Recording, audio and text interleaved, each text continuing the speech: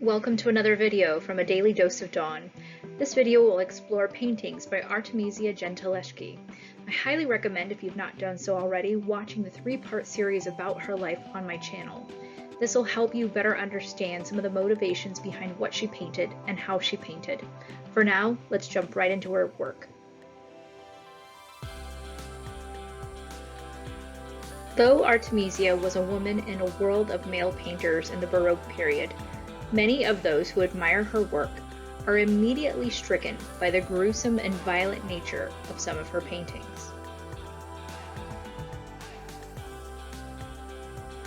Twice she painted a similar theme around Judith and Holofernes, once around 1612 and the other about a year later. This is undeniably one of her most violent paintings. It was so violent, in fact, that the painter of this painting did not feel comfortable displaying it to a wider audience, given the intensity depicted in the way that Judith is driving a sword through Holofernes' neck, while her handmaiden provides the help that Judith needs in holding him down. The blood seems to pool just below his head, but also travels behind his shoulders, staining the bright white sheets a gruesome color of red. The second painting is very similar to the first, but there are intriguing details that don't show up in that first painting. The colors are a bit deeper, especially in the dress of the handmaiden. You can also see that she's added a bit more emotion to Judith's face. The blood also seems to be more dramatic, with blood squirting out of Holofernes' neck towards the handmaiden. The bracelet on the handmaiden's arm also draws the viewer towards the blood.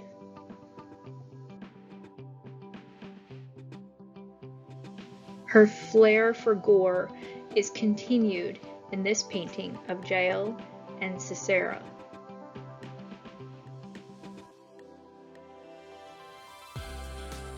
The Allegory of Inclination is a painting that Artemisia did at the request of Casa Buonarroti in celebration of Michelangelo's life.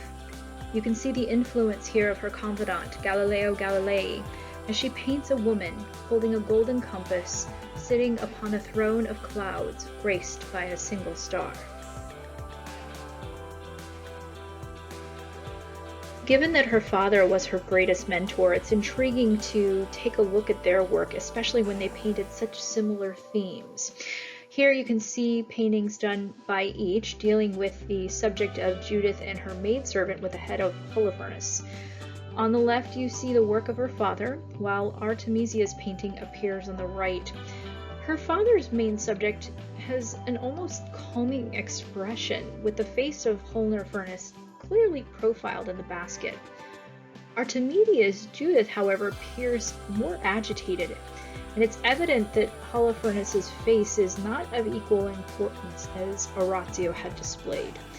The positions of the sword in each painting is also intriguing.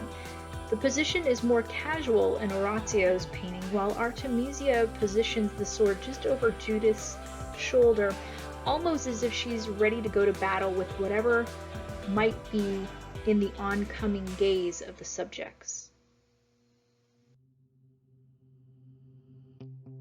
Again, we see examples of how Artemisia portrays Judith. The one on the right was painted earlier in her career, and the one on the left was painted several decades later.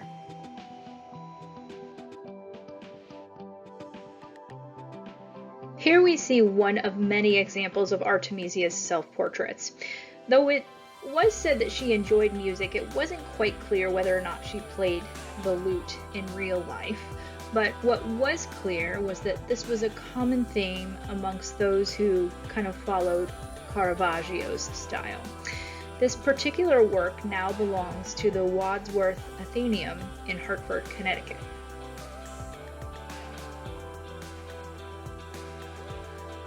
Here is another example of a self-portrait painted by Artemisia, and what is striking here is its resemblance in pose and expression to the previous self-portrait that we just saw. In subsequent paintings, you'll notice that the feather is something that keeps making its way into other paintings.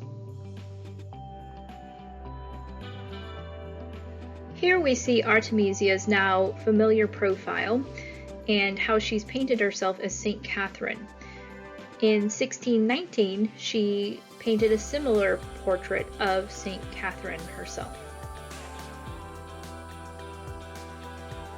A third painting completed around 1620 is also attributed to Artemisia. However, there are some that think that this work is actually from her father, Orazio. Initially, what caught my eye are the similarities and differences in the feather, the crown, and the profiles of each figure. One might need to make a final determination of whose work it truly is for themselves. Artemisia was often said to have been against the use of models in her paintings due to what she determined to be an unnecessary expense.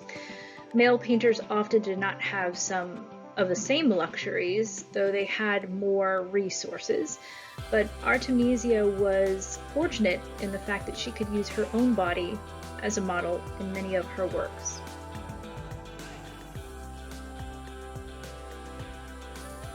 You can see in this portrayal of Venus and Cupid that Artemisia became very good at reflecting light and shadow, as seen in the curvature of the main figure.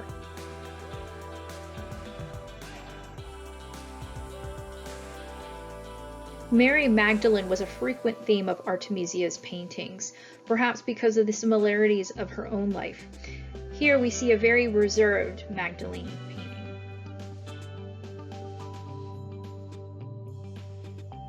This next Magdalene painting is a bit more risque, not because she appears in the nude, but the drop of her shirt over her shoulder and the emotion of ecstasy with her head balanced on her back adds sort of this depth of emotion not often seen or even accepted of women in this age.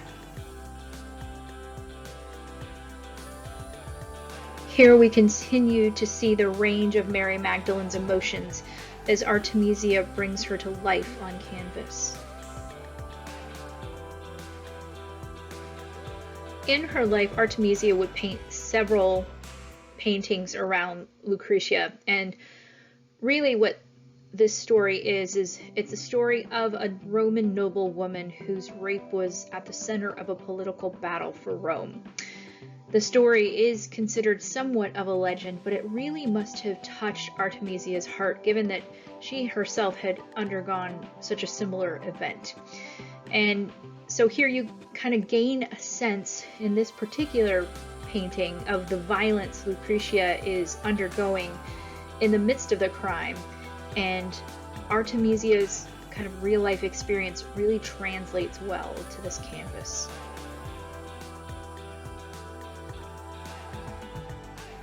Here, Artemisia's captured Lucretia just as she's about to commit suicide, given the ordeal that she's just undergone. This particular painting tells the story of Corsica, who is escaping the grasp of a nymph who's trying to seduce her. As she runs away from the nymph, he grabs hold of her hair only to remove pieces of a wig, which enables her to escape. This again is another example of a way in which Artemisia must have been able to tell her own story through her art.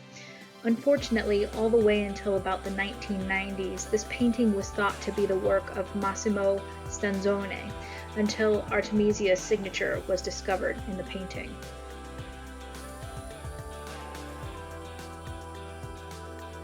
In these two paintings, we see a comparison of the Madonna and Child, painted on the left by Artemisia and on the right by her father, Orazio.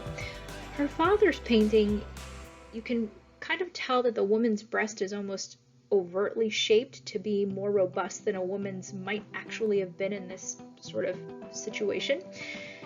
It's also intriguing to notice that her gaze is almost looking past her young babe as he breastfeeds in her arm. It's evident that, both babies have this gaze of curiosity, but in Artemisia's painting, the babe kind of gently caresses the cheek of a mother and So there's a little bit more warmth there, kind of a natural connection between mother and child.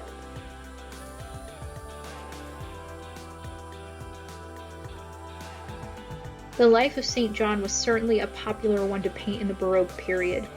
John is often the center of these paintings, which is really no different than Artemisia's version of his birth here. However, what is intriguing is how kind of the other male figure is off to the side in the painting, though he is highlighted a bit with a sense of light and there are people standing behind him. What really seems to be driving the picture is the light around John and the women at the forefront of the painting.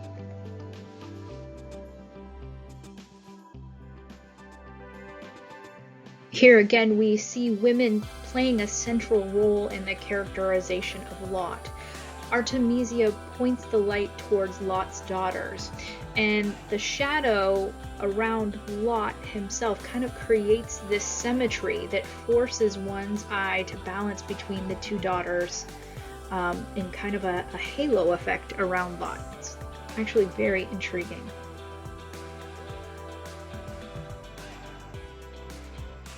Though it may not look like it to our modern day eyes, this particular painting was actually very controversial at the time that it was painted. Of course, biblical scenes were, for the most part, the most popular things to paint during the Baroque period given the strength of the church, but self-portraits slowly made their way onto the art scene.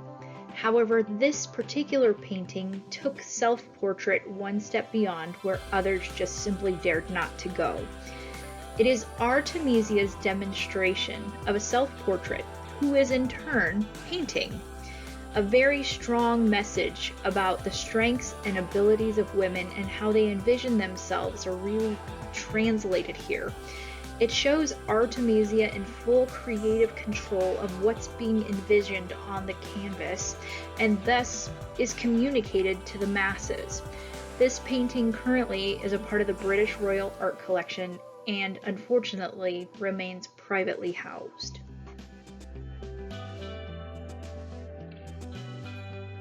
Remarkably, Susanna and the Elders was one of Artemisia's first major works. She completed this when she was only 17 years old. One almost feels the fragility of the young woman as she turns and twists her body away from the men just over her shoulder. That same scene from Susanna and the Elders was a work that Artemisia repeated towards the end of her life. The gravity of her experiences as a woman can be felt in this painting. The strength she developed from what she had learned throughout her tragedies and triumphs translates very well as a more confident and confrontational Susanna, responding to the men in the scene.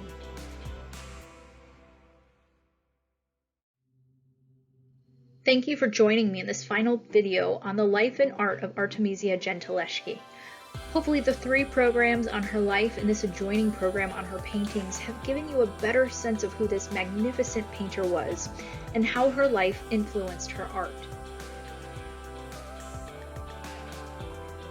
For other videos, please visit and subscribe to my channel, A Daily Dose of Dawn. Thanks for watching.